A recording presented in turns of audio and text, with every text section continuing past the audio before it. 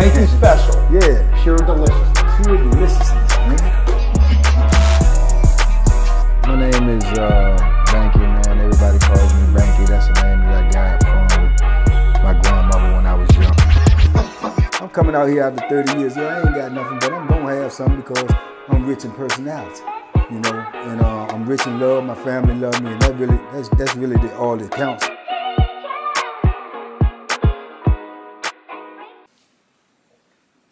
Shout out to everybody out there on Team Banky Pound, man. I appreciate the love. I appreciate the support. We rolling. I appreciate everybody who's been locked in with me, man. Shout out to all the cities, man, that be watching me. New York, Atlanta, Baltimore, Dallas, Houston, Chicago, DC, VA. Shout out, much love, and everybody else overseas as well that watches me and support this movement. Make no mistake about it, it is a movement. We out here to create positive energy, positive vibes, and hopefully save some young people's lives from making some bad decisions and hurting their future. So salute to everybody who watches me. TBP, we out here. My last video, when I was speaking about medical, people kept asking me to tell a story about my hand. You see my hand where I got this surgery I had on my hand where I was locked up from an altercation that I got into. I could have swore, and I believe I did speak about this altercation before, but for those who did not hear it or those who missed that video, I'm gonna try to explain to you what happened again. These little type of things that happen in penitentiary all the time. It was petty. It was super petty, but it is the principle behind the whole thing.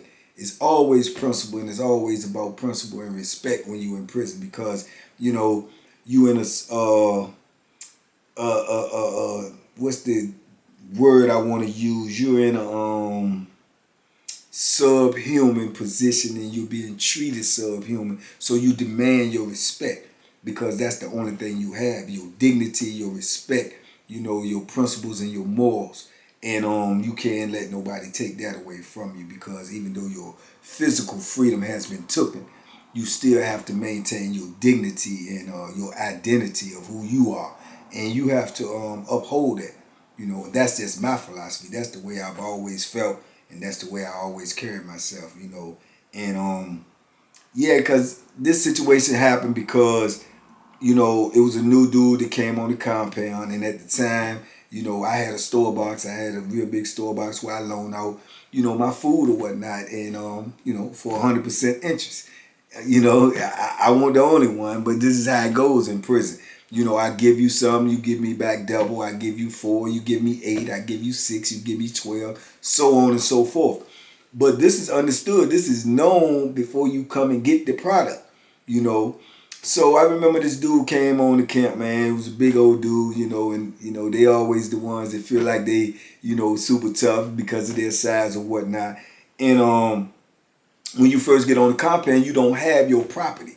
You may not get your property for a day or two, so you may come from another institution onto this compound, and you may have a lot of food. You may have, stuff in your property, but you just haven't got it yet. So a dude may need to borrow some, or he may need to get a little something until he get his property. Now, this dude was, I guess because he was big, and a couple of people knew him, from other institutions or whatnot. And he was going around asking for a little stuff. Then he came to me. Somebody directed him to me. Well, if they ain't got it, man, Banky probably got it. So, he came and asked me for something, man. If I remember correctly, it was something small, man. Like, bag of chips and a soda. Something, real small. Bag of chips, soda, maybe a soup. Something small, what we call a meal in there. That's all you really need for a meal in there. Something to keep the hunger off you at night. And, it's petty. It's small amount of money. It's probably less than $2, when you double it up. So, I gave it to him, and I've always ran my store box like this. Now, I run it with an iron fist. Now, don't get me wrong. You're not going to take my stuff and not pay me. But at the same time, if you come to me and you tell me that you don't have nothing and you hungry or whatever the case may be, but you ain't got nothing coming in because you ain't got no support, I'll give you something. You know what I'm saying? That's real talk. Now, anybody that you ask will tell you the same thing. But in the same breath, behind my back, they will probably tell you, oh, yeah, you better pay him, man, because he crazy, blah, blah, blah. Or don't go borrow from him, man, because he going to act funny if you ain't got his stuff, man. He ain't trying to hurt nothing. He ain't going to listen. Which all of the above is true. You know what I'm saying? But I will give you something if you have nothing. And you know, that's the truth. And because I did it for a lot of people. And I've had store boxes so big that I had so much stuff that it was going bad or going stale, like chips or cookies or whatever. And dudes that didn't have things, I would just go around and give it to them because it wasn't any good no more. And I didn't want to lend it out to somebody and they get it and say it's stale, and you know, it's an altercation right there. So when I felt like things was getting old and they had an expiration date on it or something, like it was getting, you know, old or stale, I would give it away, you know, because I had a lot of food at the time. So, but anyway, this dude, right, he get that, he come by, yeah, you know, when I get my property, man, I got you, I got all this in my property, I got plenty of stuff in my property, blah, blah, blah. Okay, yeah, no problem, da-da-da. Now, I don't know the dude, but I don't have to know you. If you come borrow from me, I ain't got to know you. I'm not, a lot of dudes, they won't, if they got a store box, they won't lend to people that they don't know, or they won't lend to people who they think they might have a problem with or they think might not pay. Cause they, you know, they don't want the altercation, or they just like feel like they ain't gonna do it because this gonna be a problem. I didn't do that. You know what I'm saying? I didn't discriminate. I'm gonna give it to whoever come ask for it because I feel like if you come and asking for it from me, then you should already know that I'm gonna want it back. You gonna have to pay me.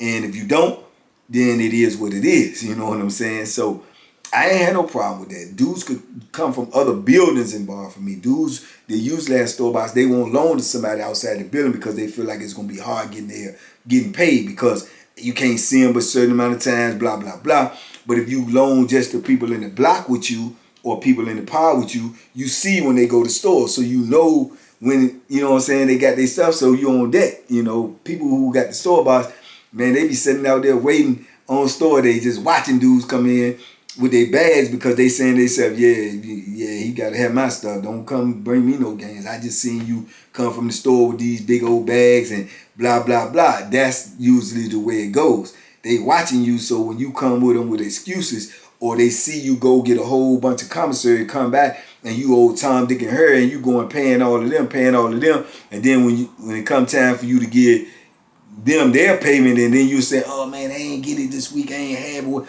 And nah, I just seen you pay him, and him, man, you better go get my stuff. So that's why the dudes that run the store boxes usually sitting out there watching on store day. You know, they out there like hawks, man. You'll see them leaning on the rail, just watching everybody come in with their bags, they inventory. You know what I'm saying? They watching, okay, he better have my stuff. I see he went to the store. Okay, well, I see he ain't go to the store. He better go borrow my stuff because he owed me and he ain't even go to the store. All of that type of dynamics go on store day. Store day is crazy in the penitentiary. You know, any type of altercation can break out. Any type of physical confrontation can break out on store day. And the administration know it. They be on deck on store day because they know then you got dudes, they old people, they can't pay, and they running around on store day. And you see them when they get to looking around, looking all nervous because they trying to check in. They trying to go to jail if they don't want that smoke because they know if they don't have the money for such and such and such, it's going to be some problems. So they may check out. You know what I'm saying? Store day is one of the biggest checkout days. And the administration know that too. When you try to go to jail on store day of your building, they like, but what you going to jail for? Well, who you owe? You owe somebody? You know what I'm saying? They asking you all these questions before they even let you check in, which tells you right there they don't care nothing about your life because they might not let you check in on certain institutions, and depending upon who that watch commander is, he might not let you check in, man. I remember on Power 10, if Captain Scott was on and you try to check in on store day, he gonna send you right back to the building. You gonna have to cut up, act a fool right there, get another charge, get beat up by the police and took to jail, dragged to jail, probably needing medical in order to go to jail because you scared to go back up in that block because you know what's waiting for you in that block. You have to deal with these people because in your mind you saying, well, they gonna punish me, but they ain't gonna kill me. This dude back in the building, he ain't gonna have no mercy. He might try to kill me for playing with his money. So you get dudes that do that. But like I say, Captain Scott, Captain Scott gonna say, oh man, this store day, man, I ain't trying to hurt that. You ain't checking in. You go on back to the building. Go on back to the building, man. You know what I'm saying? Who you holding there? You know, go on back to, that's how he carrying it, man, because he don't care. You say you man enough to buy, you man enough to pay it, and you go ahead and take the weight for it. Get on out my office, man. You ain't going to jail today. Not today. You know what I'm saying? He sent him on back, man. So, but yeah, so this cat, he get the little stuff, and then like I say, it's such a petty amount of stuff. I ain't really tripping about it because I got so much other stuff going on. But it's the principle. So, you know, a week go by, you know, he done got his property or whatever, but he ain't said nothing to me. And I ain't really thinking about it at the time. It just, you know, goes past my mind. But then we have store day, right? And on the store day, I believe I was outside or something on store day, and I'm coming back in. But when I'm coming back in, dudes is coming from the commissary. So I remember seeing this dude with a couple of big old laundry bags coming back with his little commissary. And then it dawned on me that he owed me the little stuff. Because it was petty. I won't ask him for it. I ain't going chasing you down when you owe me. I ain't doing none of that. I ain't coming at, man, do you got my stuff? I don't do that.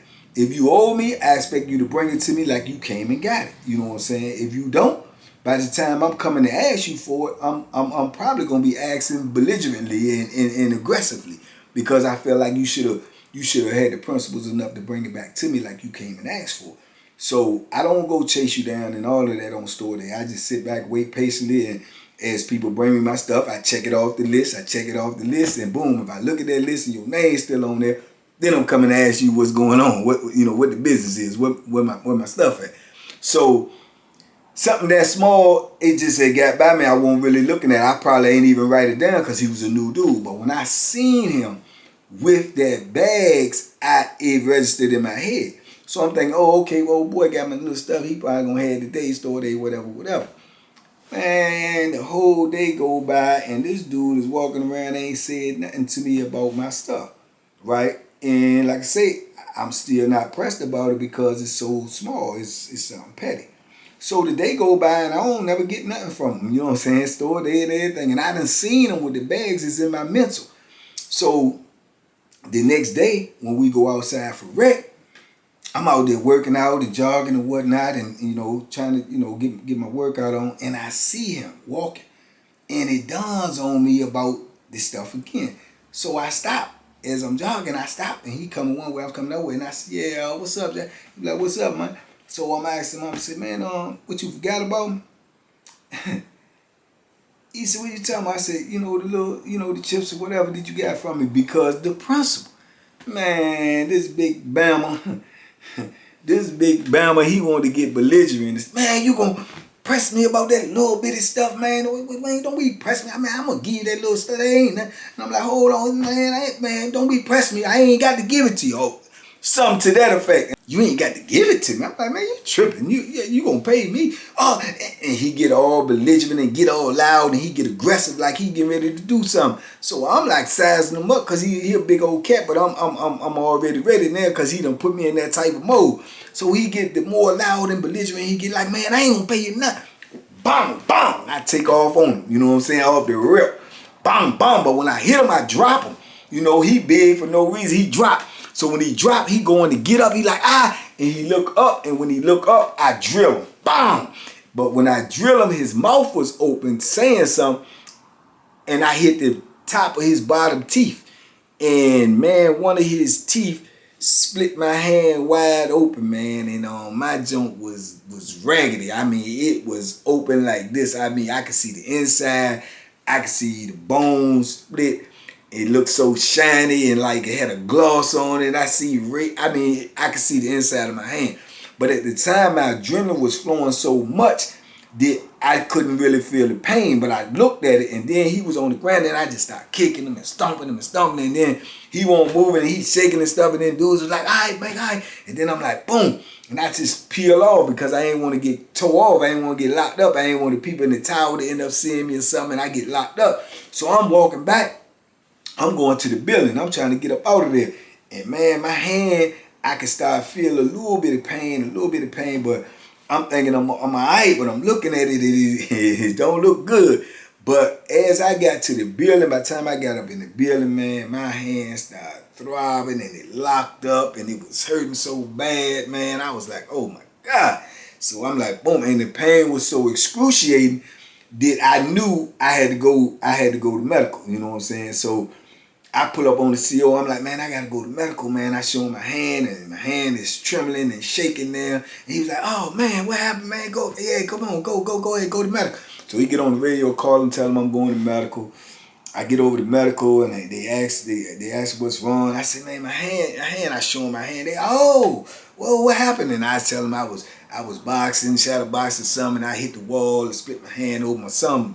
Crazy story I told them, and I don't know if they believed it or not. Obviously they didn't. Later on I knew they didn't, but at the time excuse me, medical was like, they just knew that I was messed up, so they were like, no, you gonna have to go to the doctor for this, you gonna have to go to the doctor for this.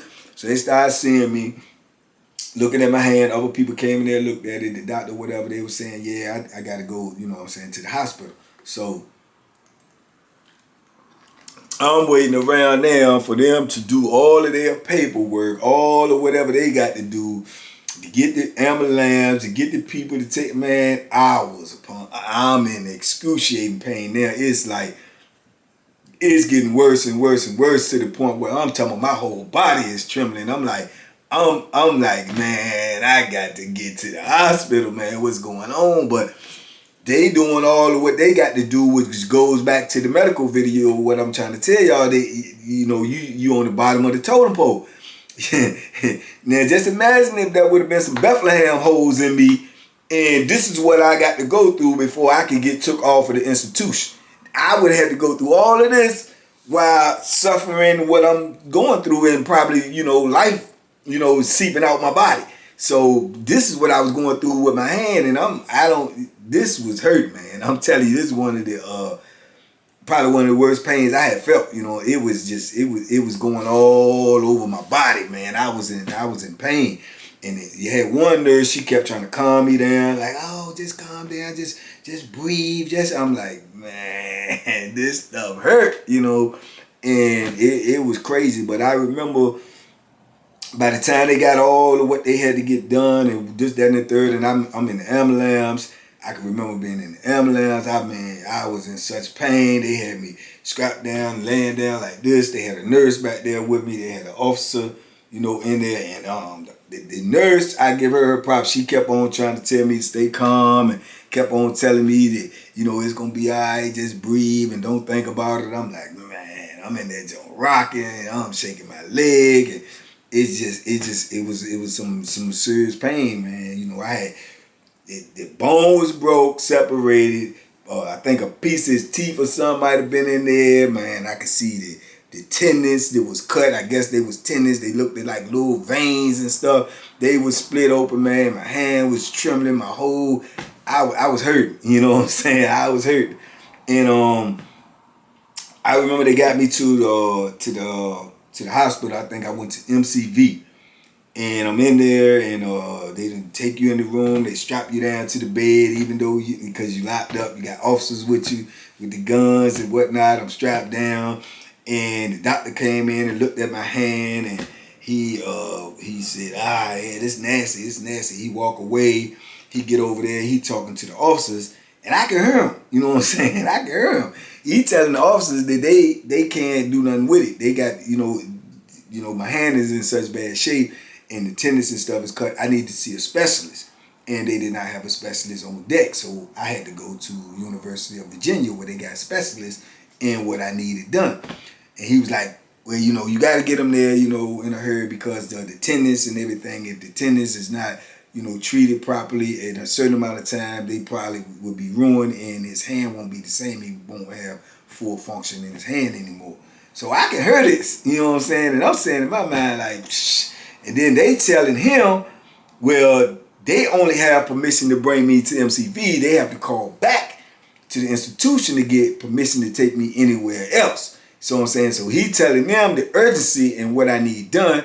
They telling him the procedure that they got to follow.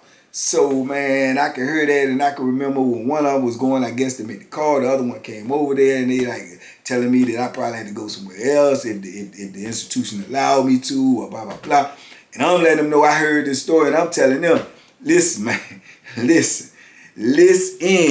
If y'all don't get me to where I need to go, and I don't have no use in my hand, no, I swear to God, man, hey, it's y'all. It's y'all. I don't care what they tell y'all, man. Y'all heard what the people say. I need, you know what I'm saying? Y'all better get me there, man. This is a medical issue. And they like, well, we can't. I'm like, I'm telling you, man. I'm telling you, they gonna, man, you know, and I'm basically letting them know that if you don't get me here and then my hand, man, you better tell them to get me off the institution. You better tell them to get me, because if I see you, I'm going to take it out on you. I don't care what these people telling you in the administration. You right here, you human. You see, this is a human issue, man. You know what I'm saying? This is humanity. Man, don't let me get messed up when I don't need to be messed up. Get me where I need to go. You know what I'm saying? And they was like, but you know, I don't know exactly like he got the permission or whatever. It still seemed like to me, because I was in excruciating pain, that it took too long. You know what I'm saying? But I remember, boom, we loaded back up and we went to University of Virginia. We get there, you know, the people come see me. Still seemed like it took forever. And then I remember they told me I had, you know, I needed surgery on my hand, and they was gonna, you know, sedate me or whatever. They, you know, last thing I remember, putting something on my face and telling me to, you know, count backwards. And when I woke up, my hand was wrapped up. You know what I'm saying? Wrapped up like a mummy. I was in pure pain when I woke up, and it's just throbbing. They don't give me nothing. They give me some ginger ale. they gave me some ginger ale and some Tylenol, man. They had my joint wrapped all up, and it was crazy. It was just a crazy situation. They was telling me that my hands gonna need therapy. That I was gonna have to be coming back. I ended up going back to the University of Virginia, man, probably about 3 to 5 times, you know, over the course of a year and a half or something, for them to check my hand. And they ended up giving me a ball. I had to, when I got the cast and all of that stuff off, the wraps and stuff off, I had to be squeezing this ball, trying to squeeze this ball. And it took a long time for my hand to get functional again. It took about all of that time. And yeah, it was an experience for me, man. A real bad experience for me. All because over a couple of dollars. This is how penitentiary is. A couple of dollars and principles behind it. Whereas to you cannot let nobody just take nothing from you, and then you cannot let nobody blatantly take something from you, telling you they gonna take it from you and they not gonna pay you. Because if you do that, you'll never be able to run a business. You'll never be able to be respected, because it's just like it's gonna be out there. You know what I'm saying? Everybody know it, and then your business is boom. You know what I'm saying? Your reputation is boom. So you got to deal with those situations, and you understand that when you get in the business of running the store box. You understand that when you in prison, that this is the law of the land. You know, this is the law of the land. You either bite or be bitten. Period. That's just it. You know what I'm saying? So it's something that could have been avoided. You know what I'm saying? And it should have been avoided. But like I say, I end up in a worse position than he did. You know what I'm saying? I suffered more than what he did. And I felt like I was in the right. But that's just the way it goes. And yeah, I remember. And then when I came back from the hospital, they put me in medical jail. I was locked up. They said, yeah, you know, this one yeah, you was in an altercation, you was in a fight. And they had me locked up. I had charges. Got charges, you know what I'm saying? Had to stay up in the hole. I was in the hole the whole time, almost did my hand was healed.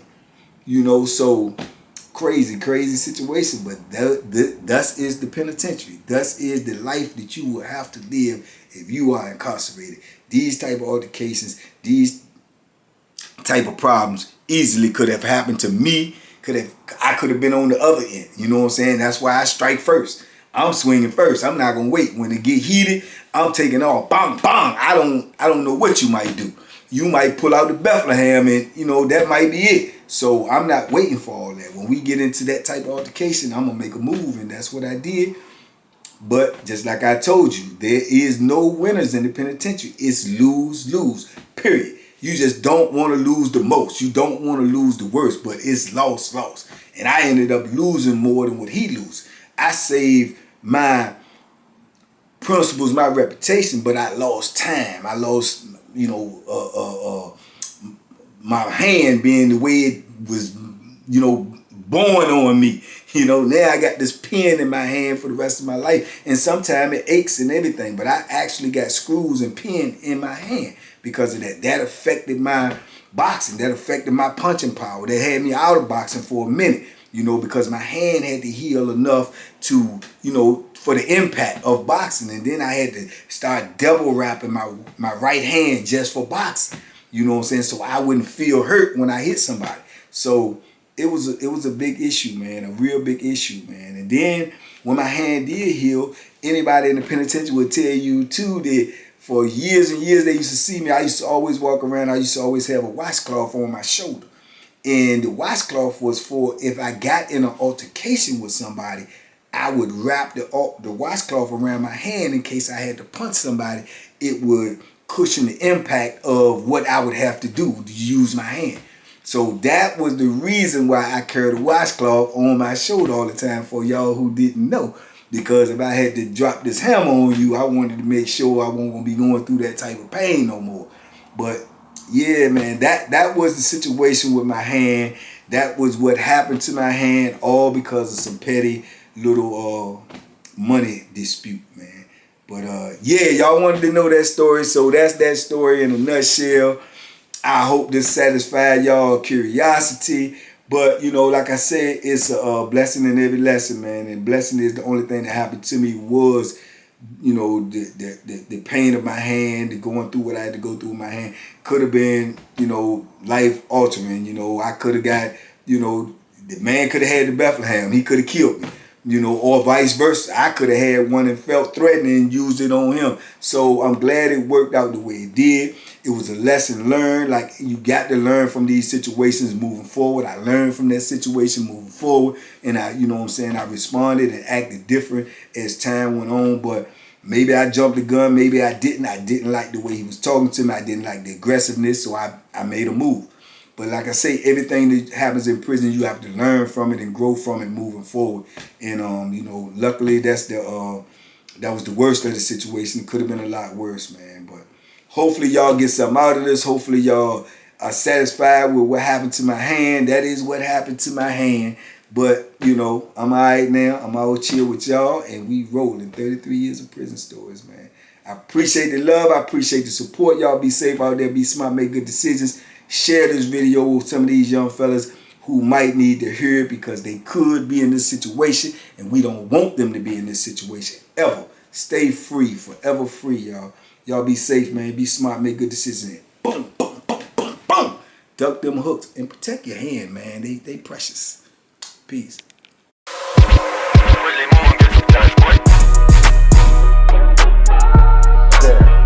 The Banky special. Yeah. Pure delicious. Pure deliciousness, man.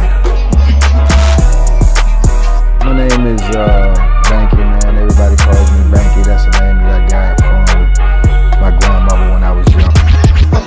I'm coming out here after 30 years. Yeah, I ain't got nothing, but I'm gonna have something because I'm rich in personality, you know, and I'm rich in love. My family love me, and that's really all that counts.